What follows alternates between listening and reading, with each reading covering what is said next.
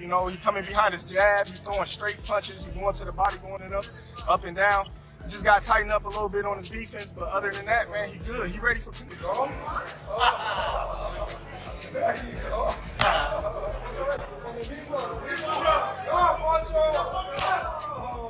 Terence Crawford is seeking all the help he can get ahead of his September fight against Canelo Alvarez. Yesterday, he attended the Benavidez versus David Morrell press conference, not as a spectator, but for a training session with Benavidez after the event.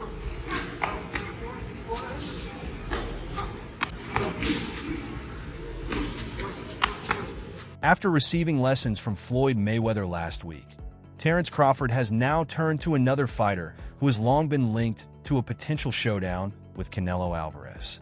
Aside from Dimitri Bivol, who handed Canelo a loss years ago, David Benavidez is considered one of the most knowledgeable about Canelo's fighting style.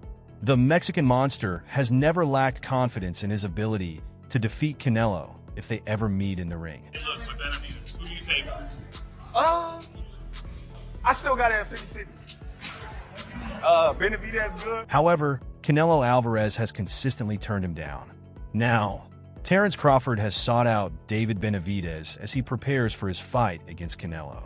The two spent significant time analyzing Canelo's boxing style and technique, exchanging insights on how they view the matchup. Benavidez has long been regarded as one of the most formidable fighters in boxing, earning the Boogeyman moniker for his dominance in the ring. First of all, I tried to shake his hand, you know what I mean? I try to be cool. Because last press conference, you know, we had did the talking, but then in the middle, after, you know, he was orders over shaking hands and stuff, so, you know, I was just expecting the same thing. However, his upcoming fight against David Morrell is more than just another bout. It's personal. Scheduled for February 1st at T-Mobile Arena in Las Vegas, this highly anticipated showdown has been brewing for years, with Morrell relentlessly calling out Benavidez. Undefeated with the 11-0 record and 9 knockouts, Morrell is confident he can dismantle the WBC interim champion. But Benavidez has his sights set on more than just a victory. I'm focused 100% on this fight. Look, I don't like the way he talks, and I'm not in this position because of any. As for the potential fight against Crawford, Canelo Alvarez has never been fully convinced that Crawford could pull it off, citing his size disadvantage. He believes Crawford would likely have to adopt an elusive strategy to compensate. "He's a good fighter, I know that," Alvarez said of Crawford. "He thinks he could do everything, but I think he knows it's a bit different at 154. He's a good fighter, but that's why there are weight classes. I like Terence Crawford and his style, it's just different. You could see that in his fight against Jose Benavidez Jr. It's just different." Johnny, if he wants to work with me, it's in my way, not in their way. I don't need it. What didn't you like about how he approached? It's not a... As for the other potential matchups, Alvarez hinted that it might be best to wait a little longer before facing the unbeaten former 168-pound title holder, David Benavidez. Benavidez is focused on securing a fight with whoever will be crowned the undisputed light heavyweight champion after the unbeaten Russian Dimitri Bivol and Gilberto Zurdo Ramirez meet in Saudi Arabia on August 12th. "People want to see that fight, but they'll have to pay," Alvarez said. He also expressed interest in fighting in Japan, where one of the fighters he admires most, former featherweight champion Oscar Larios of Mexico, fought many times. It's not the way to approach. It's not the way to approach to me. Look, I respect everybody and I respect Turkey, but look, if he... I like to take it fight by fight, but I definitely love the experience of fighting in Japan, Alvarez said. "I grew up watching Jorge Larios, and he fought in Japan many times. I really want to go there and have that experience. As for Saudi Arabia, it remains uncertain whether he'll ever fight there." Canelo has expressed his frustration with the Boxing Federation, particularly with Al Heyman, for their approach towards him. No estoy pidiendo esa pelea. Al final Claro que no. La quiero para mi hijo, Sí. por favor. Sí, no, aquí yo creo que Crawford needs to fight Teofimo first. According to reports, Alvarez may be looking to finally face David Benavidez in the near future, but the boxing star has demanded a hefty $200 million for the fight. Al Heyman, however, doesn't seem willing to meet Alvarez's terms. Heyman has shifted the dynamics of boxing in recent years and is largely credited with driving the sport's resurgence in combat sports. Despite this, Canelo Alvarez is not inclined to follow Heyman's approach, and it seems Heyman feels the same way. In his latest move, Heyman has stepped forward to put an end to Alvarez's demands. This fight possible in boxing, is that something you'd actually be interested in? You know, it's crazy when you asking about that because you say, your matchup is coming. In a conversation with the media, Canelo Alvarez explained his reasoning for asking for $200 million for his fight against Benavidez. Obviously, he's a risk. He's a great fighter, and he brings more to the ring on fight night than I do. It's a risk, but I don't care. If the money's right, it can happen tomorrow. However, a $200 million fee would require a massive gate for promoters to generate any revenue, and Al Heyman knows this very well. Payday, obviously, but I don't want that fight. I think Teofimo deserves more than me. Taking to his social media, Al Heyman addressed Canelo Alvarez's demand. I heard Canelo say that he respects me, but doesn't like the way we do business, he said. As for him respecting me, it doesn't matter to me whether he does or not. As for how I do business, I understand why he doesn't like it, because I only target big fights at fair prices. So, of course, anyone who prefers easy fights won't like that. That's not all. Al Heyman even questioned Alvarez's capability as a fighter. Canelo is looking for easy fights, and I know how he feels after losing to Bivol. Since then, he's been looking for easier matchups. Also, I'm not the one afraid of fighting Benavidez or Crawford. I knew he was wasting our time with excuses and big money demands that can't be paid.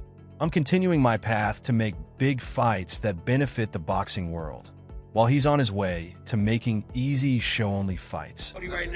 Yeah. Turkey has said that he's not interested in the fight anymore. What's your reaction or your response to that? The situation must be disheartening for Terence Crawford, who had seen a fight against Canelo Alvarez as the biggest opportunity of his career, a showdown that would guarantee him his highest payday. Crawford was open to the prospect of facing the Mexican star, provided a lucrative offer was made. You know what they say, if the money's right, we gotta fight, he said ringside. It was no different from 147, to be honest. Israel just was a strong opponent. You know, we knew that coming in together. Crawford continued, but at the same time, he's got a fight that he's focused on with his last opponent. I'm gonna go back to my family, relax, and enjoy this win and the accomplishments I've made in boxing. When pressed further about a potential fight with Canelo, Crawford added, Right hand wasn't bothering me. You know, I wasn't really too much worried about the right hand. You know, he landed a couple of times at the end of the round where he was trying to steal it, right? It's not so important to me, Crawford said. It's just another milestone toward greatness, both in terms of my career and financially. Before Alvarez and Crawford were in the spotlight, however, Canelo and Al Heyman had already been feuding. Their rivalry began months ago after Al Heyman, the figurehead of the Riyadh season movement and the person largely responsible for revitalizing the boxing world, posted an informative update on social media. Like Ali Sheikh say that he sent you an offer, possibly to face Crawford for coming up here. Is that true, or what happened with that? No, I don't have any offer. And look, I'm 100% focused on this fight, and then we'll see. He discussed his plans to keep producing boxing events in the United States and shared details about the potential next steps for some of the top fighters he's worked with in recent years. Most notably, he called out Canelo regarding a fight with Crawford, stating it's no longer something he wants. Crawford, on the other hand, has expressed his desire to face Canelo, calling it a legacy fight that could bring generational wealth. Al Heyman had publicly stated his intentions to make that fight happen. I said to him, we will send you 2 gloves if you want to play in Saudi Arabia. That's it. He said to me, send to me 2 Ferrari. Canelo was asked about the payout he would want to fight Crawford, and he told one reporter $150 million. It's unclear whether that was a serious demand or just posturing.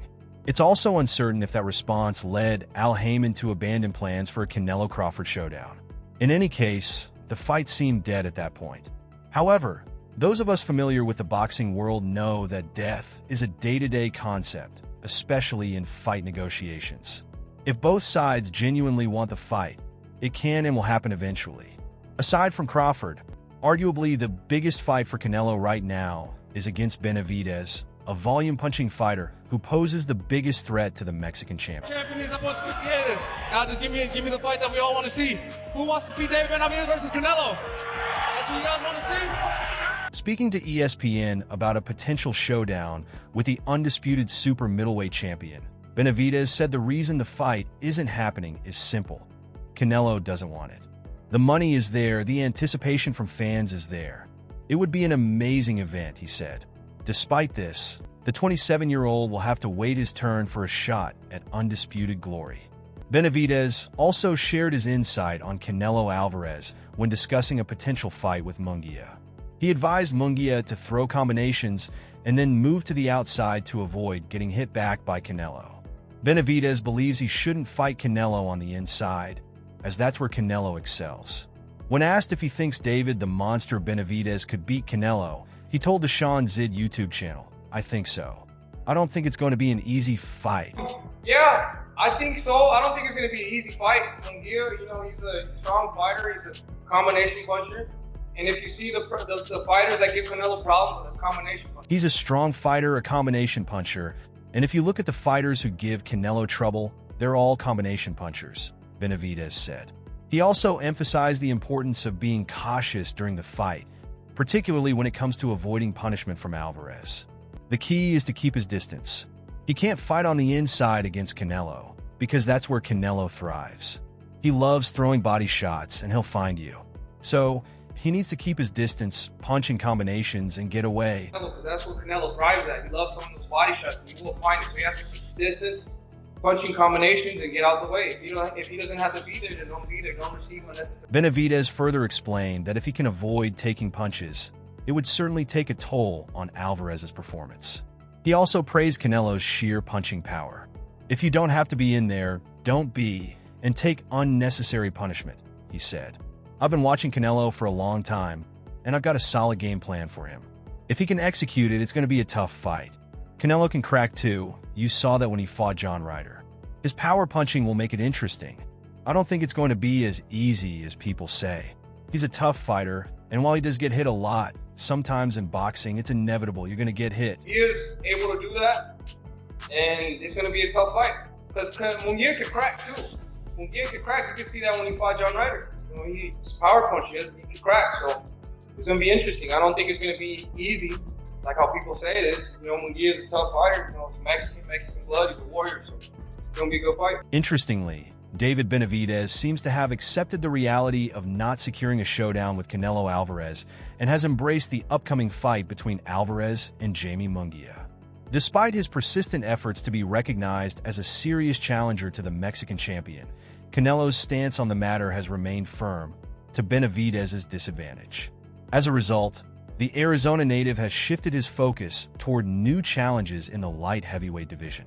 He has confirmed his next bout at 175 pounds against Ukrainian Alexander Gvozdyk, scheduled for June. Despite being named the WBC Super Middleweight Mandatory Challenger last year, a position that ultimately allowed Canelo to avoid facing Benavidez without risking his title. Benavidez is now looking ahead to new opportunities.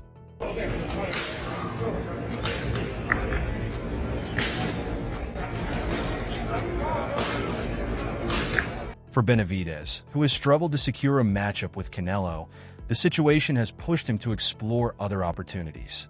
The idea of facing Canelo became even more complicated by the demand for a staggering $150 million purse for serious negotiations to move forward. Additionally, a more recent obstacle to the fight has emerged. Benavidez, who is 6 years younger, 6 inches taller, has a 4-inch longer reach, and is naturally the bigger and faster fighter, has a significant advantage. To address Alvarez's concerns, it was recently revealed that Benavidez is open to including a rehydration clause in the contract. You're gonna say, "Oh, they put me that clause," so nothing to do with that fight. However, Alvarez doesn't see any benefit in imposing weight stipulations on Benavidez. A rehydration clause is a lose-lose situation because after the fight, They'll say it was because of that, Alvarez said in an interview from his training camp near Lake Tahoe, California. Then what? Then they'll just talk about that clause when I beat him. It'll have nothing to do with the fight. You're in a lose-lose situation too. Yeah, it's a lose-lose situation because, you know, they're gonna, after the fight, they're gonna talk out because of this. Much like Ryan Garcia pointed to his 136-pound catch weight and 10-pound rehydration clause as the main reasons for getting knocked out by Gervonta Davis, Alvarez believes a similar narrative will be created if he outlasts Benavidez. Alvarez is no stranger to weight clauses in major fights. When the Still Green Alvarez faced Floyd Mayweather Jr. and suffered his first career loss in 2013, he was the WBC and WBA 154-pound champion. However, he had to fight at a 152-pound catch weight. Mayweather imposed the clause after initially requesting the fight to take place at 147 pounds, then 150 pounds, before settling at 152 pounds. Alvarez weighed in at 165 pounds on the night of the fight, while Mayweather weighed 150.5 pounds and fought at 154 pounds. Yeah, it's a lose-lose situation because, you know, they're gonna, after the fight, they're gonna talk out because of this. Alvarez experienced his first career loss that night, which is why he's not keen on agreeing to such a clause.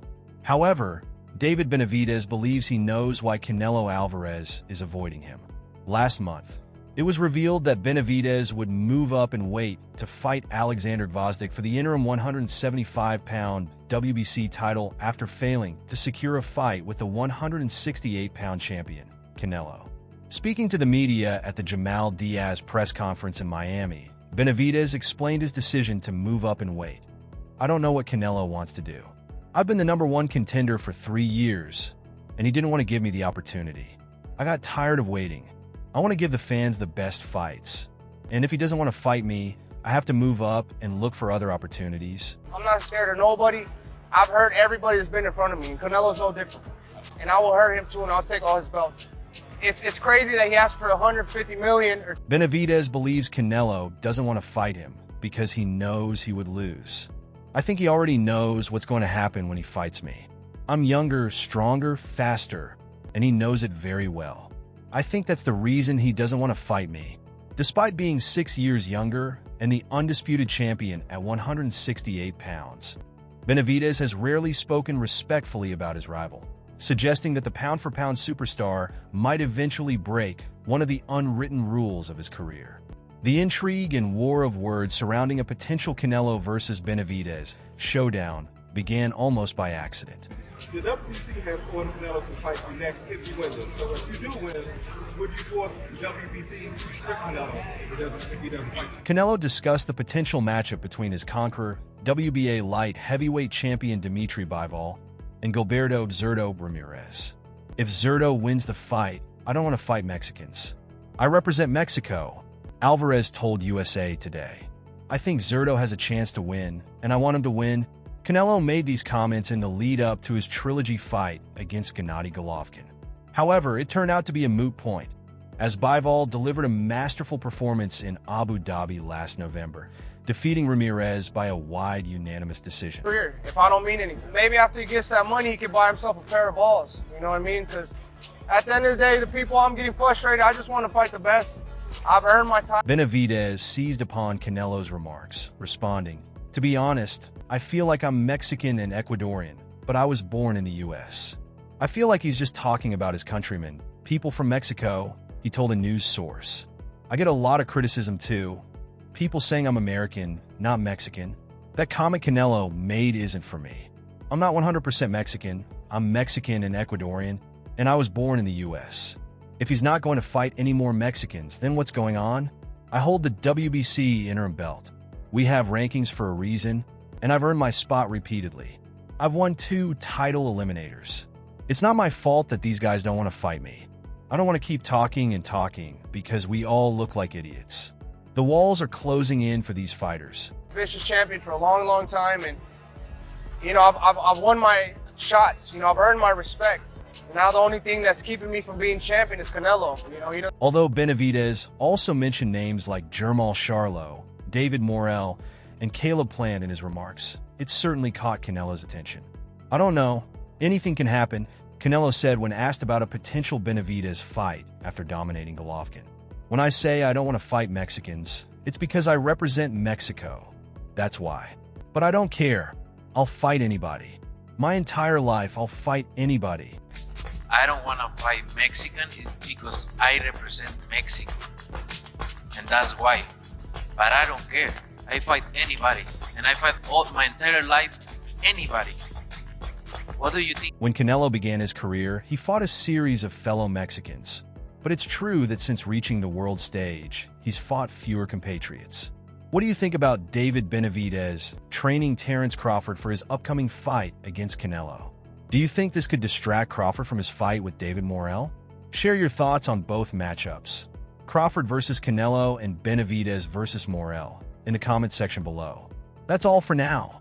For the latest updates, news, moments, and action from the boxing world, make sure to subscribe to our YouTube channel and turn on notifications so you never miss any of our quality content. Until next time, peace out